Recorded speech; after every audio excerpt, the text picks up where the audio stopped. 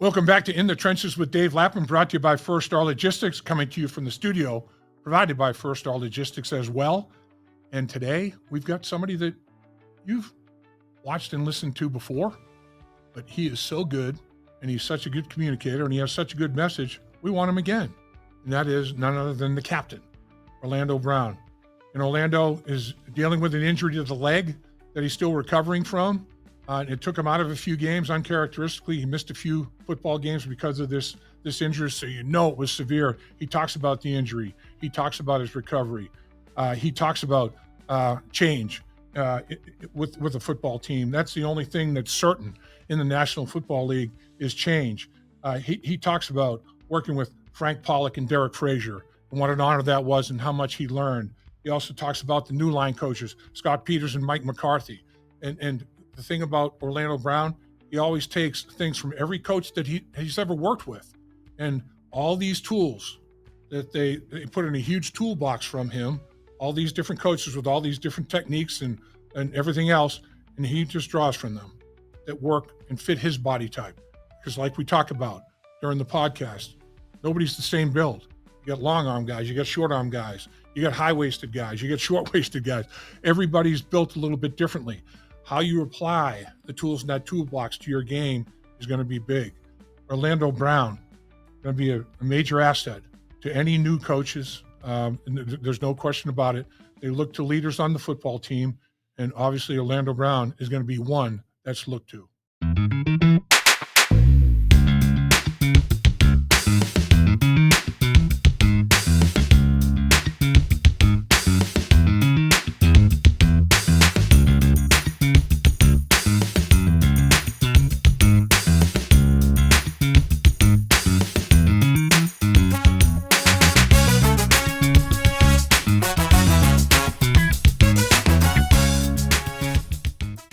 What a great call you made to join us in the trenches with Dave Lapham, brought to you by First Star Logistics in our outstanding studios, as always, provided by First Star Logistics as well, because we've got one of the favorites of our show. I mean, he is unbelievably cooperative, unbelievably generous with his time, and a fan favorite extraordinaire.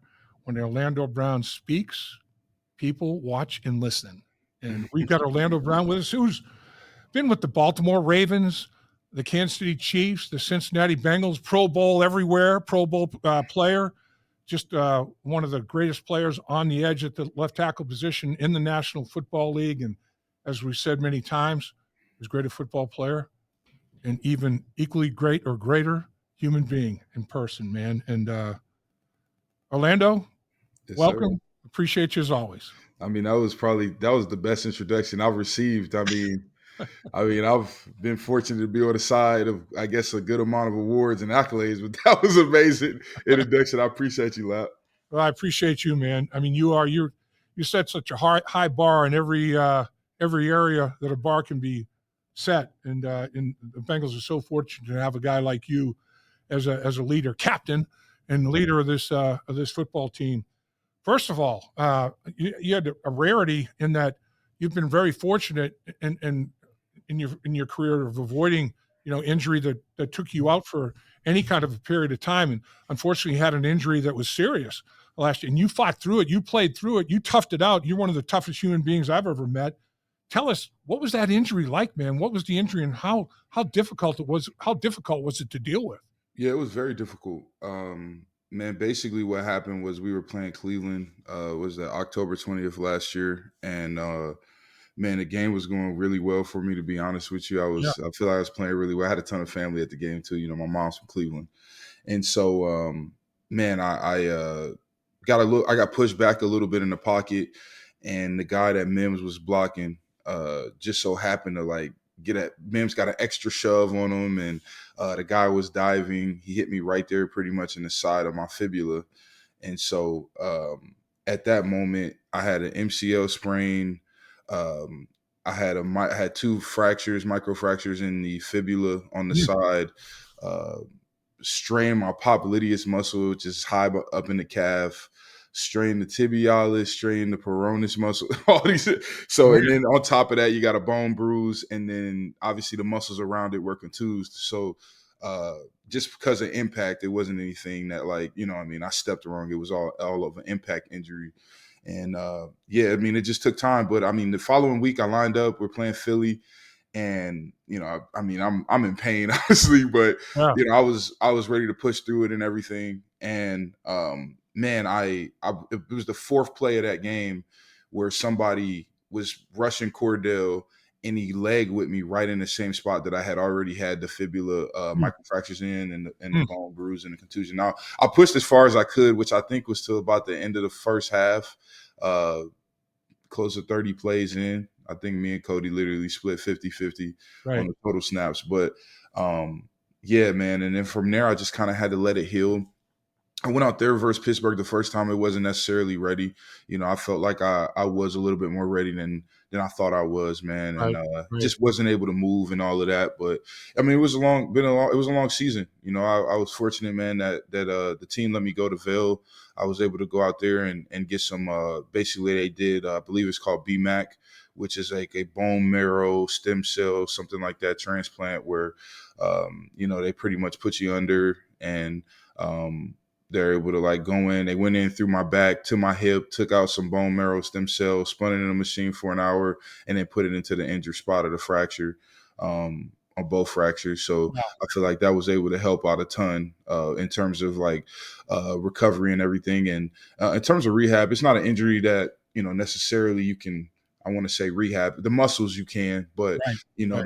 the bone is the bone, and so man, I feel like just last week, or this week was the first week I think I woke up and didn't necessarily feel pain walking. So Man, I'll yeah, tell you, that's people don't understand the challenges of the National Football League, physical, mental, all yeah, of it, the combination of all of it. yeah, But with that said, you're already. I know you've been down at Paycor. I know you've been yeah, down there doing some things, getting your body right and yeah. getting a start on 2025. Because I know you've already met and talked to some of the new assistant coaches that were hired, haven't you? I have, man. I have. I've had a chance to speak to Al Golden, who, honestly, I think everybody knows, the type of guy he is, man. He seems full of energy, loves what he loves the coach, loves the game of football. Yeah, I think he's going to be awesome for us, man, and bring great insight. Obviously, he's been here before too. sure. And Coach Jerry Montgomery was the D-line coach at Oklahoma when I got there. So, Yeah, he helped instill a lot of confidence into me. I worked a lot with him one-on-one, not necessarily one-on-one, but with his group, because the way Coach Stoops would run practices, the scout team O-line would go down with the D-line. And we were supposed to be crash dummies, but Coach Mont let me be myself and go out there and then practice hard and physical. So he helped me a ton with my confidence early great. on Yeah, as a younger player. He's also full of energy, man. He knows how to coach. He loves to coach. I think about his groups in Green Bay. He was able to get the most out of those guys. And man, he, not saying he turned them into a talented group, but they play really, really well and play really hard on film. And we're always a tough physical group to play against. And sure. yeah, man. I got a ton of respect for him. I haven't had a chance to meet Coach Hetcher. I think or Hatcher. Hetcher is the linebacker coach. I haven't had a chance to meet him. But our new offensive line coaches, man, with Mike and Scott. Two great guys. Two guys that again love the sport, love coaching. They're going to bring a ton of energy. I was very fortunate to work with Coach Scott in 2017, my last year at Oklahoma. He came, Coach Beatenbow brought him on for about a week to work with us on independent hands and strikes and all that. I think at the time he was kind of like an independent guy, maybe Yeah, working with the Charles Bentley in Arizona or something like that. And yeah, man, that was my first time really being introduced to independent hands. But we got some great guys, man, and I'm really excited to get to work with Scott. Mike Hodges is the linebacker coach that you're. Just Mike Hodges, yeah. Yeah. But yeah, we'll get to Coach Peters here Yeah. in depth and his assistant Mike McCarthy, not that Mike McCarthy, Yeah. a different Mike McCarthy. That confused me too. I saw it Yeah. on paper and I was like, what the hell? First though, I know you're a not only a great football player, you're an unbelievable student of the game, historian of the game. You're an ambassador of the game, and I know you learn from everybody. And I know that your game, you draw you're a sponge, man. You draw from every place you can draw from to make your game better, wherever that may be. And I know that Frank Pollack and Derek Frazier, the last two offensive line coaches that you worked with the Cincinnati Bengals, they're not part of the organization anymore at this point in time. But I know they impacted what you did, didn't they? I mean, so much, man. Frank really changed my career. He gave me everything that I needed, I think, at this time, especially over the last 2 years, to truly be able to develop into an elite pro. And, I hate talking about shoulda, coulda, wouldas, because I wanted nothing more than to be able to be a first team All Pro left tackle for him and bring that for him underneath his resume, because that meant so much to me, just how hard he worked, how his attention to detail every single day. It was, I mean, really special, man. I mean, one of the best men I've been around. And he helped me with my career so much, just with the day-to-day and the understanding of what it took to, get to this point and to maintain it and to continue to get better. Coach Frazier as well. I mean, so much insight from him, just with small details on something that he may have seen with my footwork or my lateral shuffle or my entry on a high leg of a double team. He played a very large part in a lot of my success as well, man. And, it's unfortunate, how things work out, but I mean, these are two amazing men that are amazing fathers, husbands, amazing coaches that are going to go on, I'm sure, other places and be just as successful. So I know that they both hold you in extremely high regard, and rightfully so. The best teammate that I ever had, the best player I ever played next to, had the good fortune of playing next to Anthony Munoz. And as great a player as he was, there you go. As great a player as Anthony was, he wanted to be coached, man. Yeah. He wanted to be coached. I mean, it was like he wanted to get better all the time. And whatever was going to help him get better, he wanted to do that. And that's what Coach Pollack and Coach Frazier say about you. But, we all know Orlando Brown's a great player. But this guy wants to be coached. And he's as coachable a guy as I've ever worked with, and so, I mean, I think they were extremely appreciative of the relationship between you guys. No question about it. Yeah, no, I'm appreciative too, man. I mean, like I said, it was, it's hard not to listen to a guy that's been around it for so long. And then he's been around the Tyron Smiths. He's had younger guys like Mekhi Becton play well at the left tackle position. I think of, LC down there in Dallas when he first came in.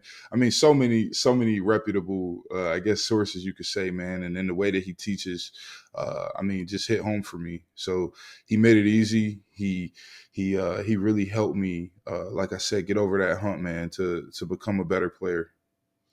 So now you got a new set of line coaches in with the staff. Scott Peters, as we talked about, Mike McCarthy.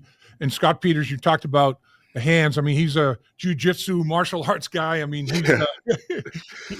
he's an interesting guy. I mean, he made a business out of that. He made a business out of that, hand-to-hand combat and wrestling people and throwing them to the ground and the whole 9 yards. I mean, he brings a new age, a new era dynamic to offensive line play, doesn't he? He does, man. He does. And he's going to be so beneficial for us. I think our unit, especially, man, just with his experience of the guys that he's coached and been around. I think about the group in Cleveland that him and Coach Callahan had, even his group in New England last year. Man, I mean, you can just tell when you turn on the tape of those guys from New England, although, I mean, things weren't always perfect. The small details and little things that group did as a collective speaks to, I think, his character. And obviously that's what I think Coach Taylor saw and our organization. But man, I mean, I think he's going to bring a different element for us, allow us to, I think, kind of help us take that next step. It's pretty interesting because here you've got the offensive and defensive line coach for the New England Patriots are now with the Cincinnati Bengals. I mean, they were only there 1 year. Yeah. They're together 1 year, Montgomery and Peters. But, I mean, it's going to be extremely beneficial that year they spent there together because, like you said, the same thing. I remember talking to offensive linemen about, how Montgomery had his defensive line playing. I remember Hmm. talking to defensive lineman about how Peters had the offensive line plan, and now you're talking about, Peters, how he, instructs and structures that offensive line. I mean, for those two guys to have spent a year together, working against each other, conducting training camp with each other, scripting together to work offense, defensive linemen together in drills, one-on-one pass rush, two-on-two stuff, team TTs, TEs, ETs, all that kind of thing, Yep. run game drills, all of that. To have all of that under their belt and to do it successfully, and then come to another organization, that continuity, that consistency of what they've done, how they've done it together, that's going to be pretty big, isn't it? It is, man. I think those two coming over together too may help a lot with something as simple as scripting a practice, in training camp, man. Just whether that be us doing pods, one-on-ones, and, working together. I think it's going to make the transition for both of them a lot easier. I do know that Coach Mon is very fiery out there on the practice field, man, and he likes to get the work in. So I'm sure he was like that in New England. You could kind of tell with the way his group was playing. And I'm sure that him and Coach Scott will figure things out. Yeah, I think you're right. I think there's going to be like a level of intensity, every single day. Yeah, There's no question about that. I spoke with Ted Karras. We caught up with Ted as well. We did a podcast with him, and he has that New England connection, and his people yeah. could not say enough good things. I mean, it's like, Mhm. uh, did you hear anything? I know you're connected. I know you've got a significant grapevine. I mean, did you Yeah. hear anything from anybody that has worked with these guys in the past or anything? Oh yeah, man. I mean, just that they're amazing coaches. The attention to detail. I've obviously heard about the energy that they bring to the practice field and on game day. Uh, yeah, I mean, yeah, I kind of called and asked around too. So Yeah, yeah. yeah, no, but nothing but great things though. Everything that you just kind of touched on and Ted touched on as well. So you've got two things. We've talked about this before. Yep. Uh, any athletic endeavor starts with the feet, ends with the hands, right? I Yep. mean, if you're throwing a football, shooting a basketball, whatever you're doing, you Yeah. got to get the footwork right to put your body in place to go through the mechanics. And then the last thing is, what do you do with your hands? I mean, whether it's following through, shooting a basketball, whether it's, following through swinging a baseball, whatever the heck it is. Yep. And it's the same thing in blocking people, right? So it It is. starts with the feet and ends with the hands. We already talked about, the hand placement aspect of it. What do you see when you take a look at the tape from a footwork standpoint with Coach Peters and Coach McCarthy and what they're teaching? Yeah, I actually was watching that in some of the New England guys last year, just because I was curious to see kind of what the things that he was coaching and seemed, I guess, his approach. But very similar footwork to what we've kind of already done in pass protection. Obviously, making sure you're getting off the ball, beating the guy to the spot, playing long, using that outside hand, creating first significant touch. It seems like a lot of those things will carry over. In the run game, I think there is going to be a few different nuances, maybe on some of our backside double teams, not much overlapping, maybe more so fitting into these looks more often. But I think at the end of the day, offensive line play is offensive line play, football is football, footwork is footwork. You're Right. gonna, Right. a B block is gonna have a similar footwork. You're gonna bucket step. You're gonna drive. You know what Right. I mean? Yep. It's I think all of that is super traditional, and I don't think that coach is gonna do anything too crazy or too new. Like I said, you're a guy that is a sponge, and Yeah. and you're open to everything and anything. Oh I yeah. mean, you're a visionary type guy, and with respect to football as well. So we talked about this in the past. I mean, you're long, man. I mean, you got some length. Oh, for sure. Not everybody does. Yeah. So I mean, and I'm sure Coach Peters is like this. I know Coach Pollack was like this. It's like I'm gonna have my techniques, and I'm gonna have a toolbox, and Yeah. I'm gonna say, guys, here's my toolbox. You Mhm. long arm guys, I've got this for you. You short arm guys, I might do something a little bit differently than I want the long arm guys to do, or For I mean, sure. it's like everybody's body type is a little bit different, and you can you can make all the techniques malleable. I mean, you can apply them to the different body types and everything. And most coaches are like that. They don't say, "Damn it, get rid of everything you've learned. My stuff only, and we're doing it this way." And it's going to be a dictatorship. It's not. It's basically everybody's going to contribute to the cause in terms of that, right? I mean, applying the toolbox and the techniques to help everybody. Yeah, that's so important, man, because especially when you get to the professional level, being a cookie cutter coach, you're not really going to develop guys, and not everyone has the same intangibles, way of processing, understanding. So I have ran into those coaches that are somewhat cookie cutter, and they kind of struggle to get the most out of guys. And man, I've been very fortunate to more so be on the other end and have more other guys like Coach Pollack. And I believe in Scott as well. I mean, because you got to think with a lot of what he was able to do with the guys in New England. I mean, I feel like he got a lot out of those guys, a lot out of those men that were being able to go in there and play in snaps on Sundays. And so, and I've had, and just in my small conversation with him, I mean, he's not a cookie cutter coach. He's going to do a great job covering all bases, giving everybody a toolbox that they need to go out there and execute at a high level. And I think most importantly, man, we play in a pass first system. You know what I mean? Right. Number 9 is normally always the best football player on the field. And so the ball is in his hands. Right. And so, man, having a coach that, obviously understands that and is going to make a heavy emphasis on our pass game fundamentals is going to be so beneficial for us. I always respected the coaches that they did have a pretty hefty toolbox of techniques to, and then schematics and all that. I love and respect all that, but then doubly respect the coaches that when you came off the field, they're like, okay, you're the guys on the grass, you're the guys that are out there. You're the guys that are trying to get it done. You're going to battle for me here. Yep. What do you see? What do you feel? I mean, what do we need to do? What kind of adjustments do you think, would be appropriate?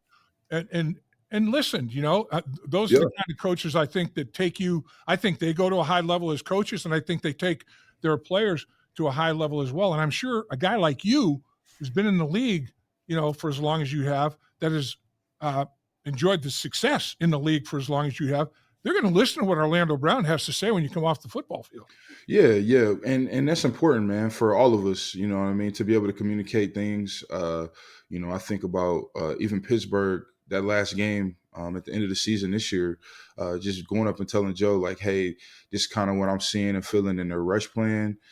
Just be aware of it. You know what I mean? All of those things are so important with communication and just really seeing.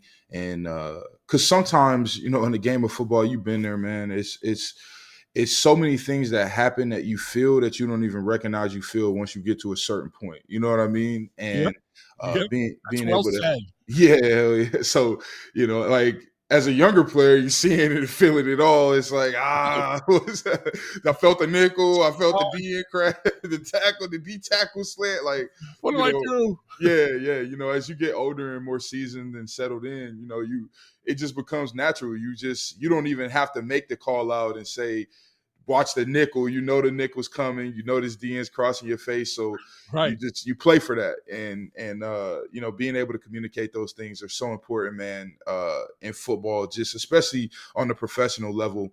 Being able to communicate that type of stuff to your coach, to your teammates is important. The other aspect of this, and we've talked about this, I know as well, but it's worth talking about again. In talking to the coaches, the new coaches that come on board, and the coaches that unfortunately departed, and that's life in the National Football League. The only thing certain is change. We all know that. That's part of the business. That's the toughest part of the business. But it's all about relationships. I mean, you can have all the scheme you want.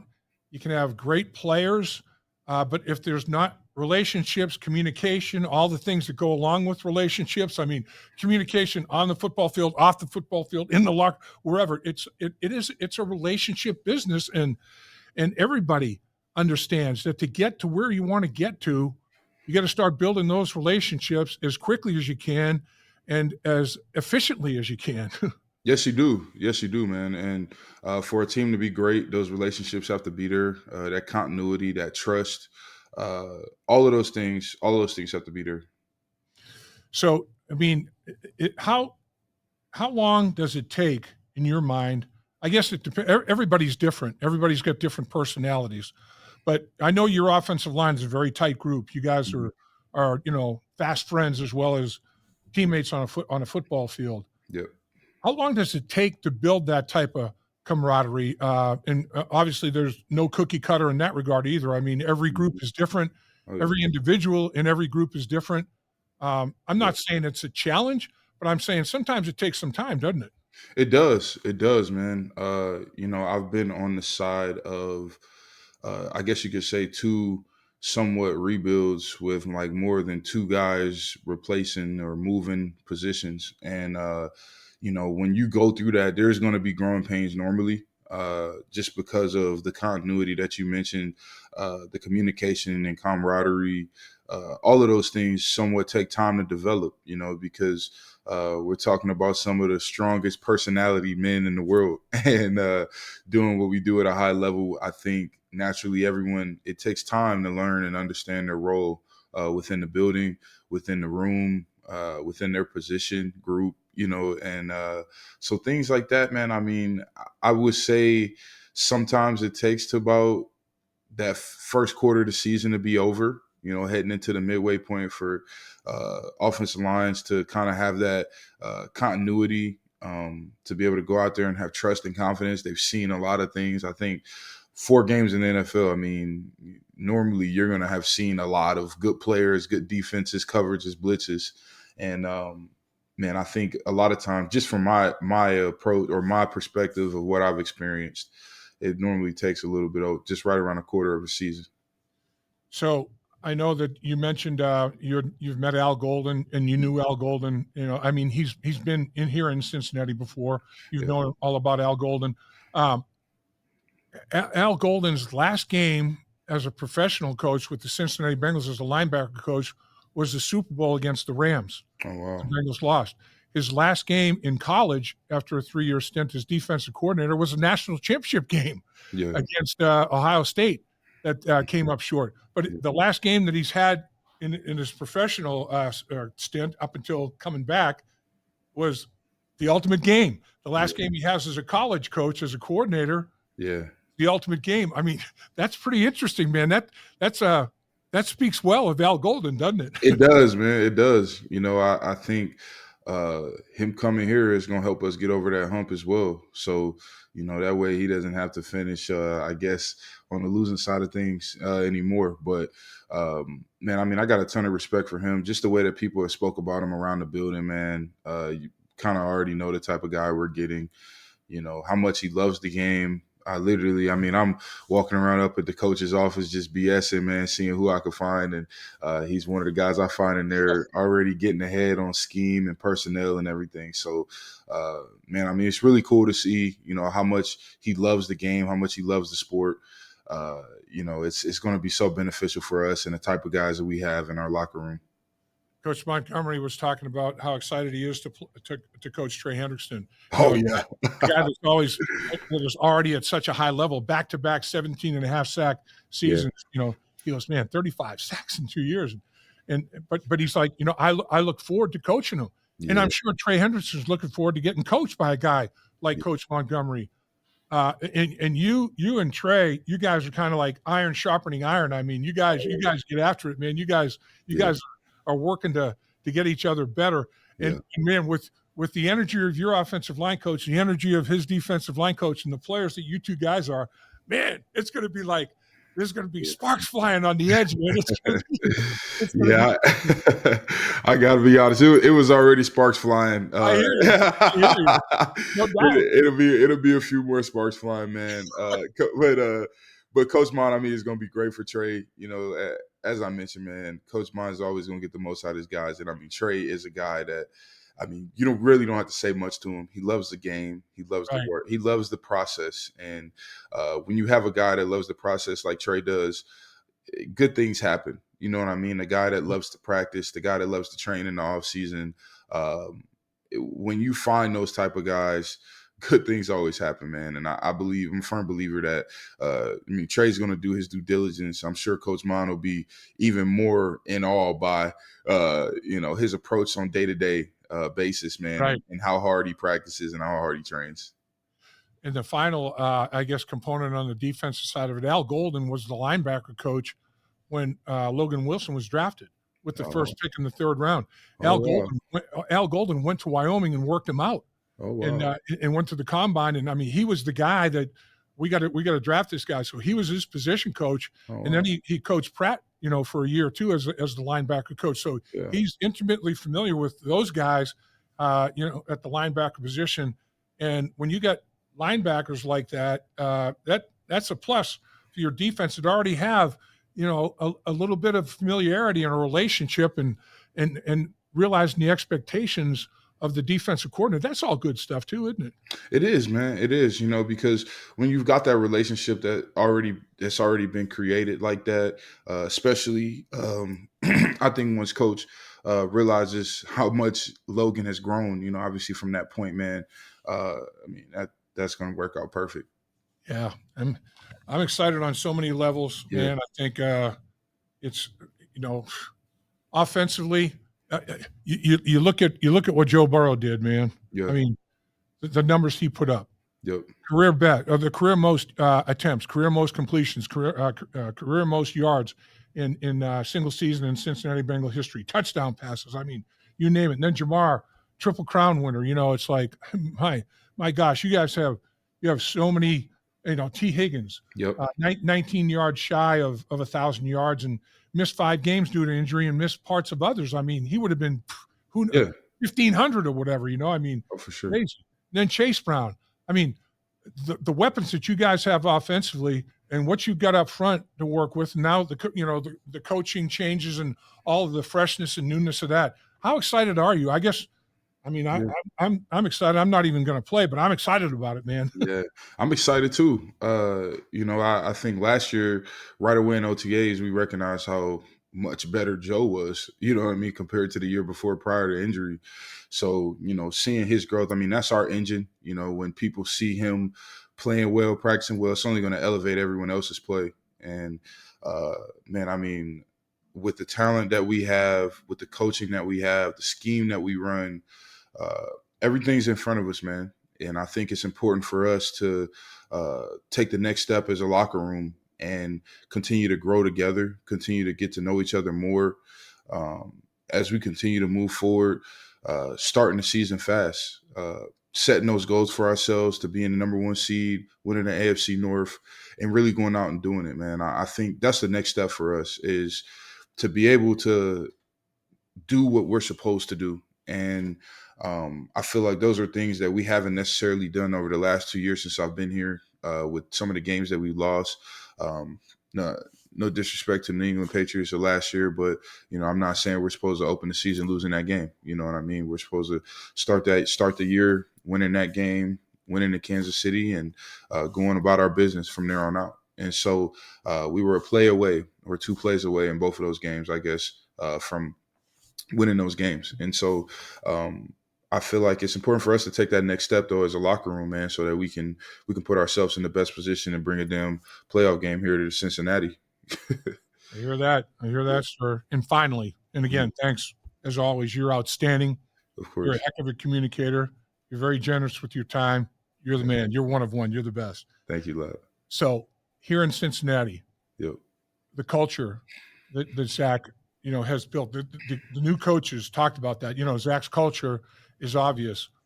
The players that are here that we've already talked about, and not only the type of players they are, the type of people they are, including yourself, Joe Burrow, Jamar Chase, everybody we've talked about. All the new coaches have said, man, it's a destination.